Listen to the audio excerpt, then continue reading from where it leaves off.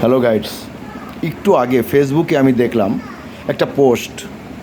একটি ছেলে তার মৃত বাবার কবরের উপরে উঠে দাঁড়িয়ে সেই কবরের উপরে যে গাছগুলো বড় হয়েছে সেই গাছগুলো উপরে ফেলছে এবং কবরের চারপাশে যে বেড়া থাকে সেগুলো পা দিয়ে গুঁড়িয়ে দিচ্ছে ক্ষোভে, রাগে।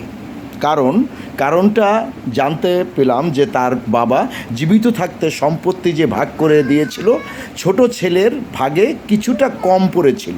সেই জন্য সেই ছোট ছেলে রাগে ক্ষোভে তার বাবার কবরের উপরে দাঁড়িয়ে অকথ্য ভাষায় গালাগালি করে সেই কবরের বেড়া ভেঙে ফেলছে এবং এটাও সে মুখ দিয়ে উচ্চারণ করছে যে তোর মতো বাপ এই পৃথিবীতে যেন আর না হয়।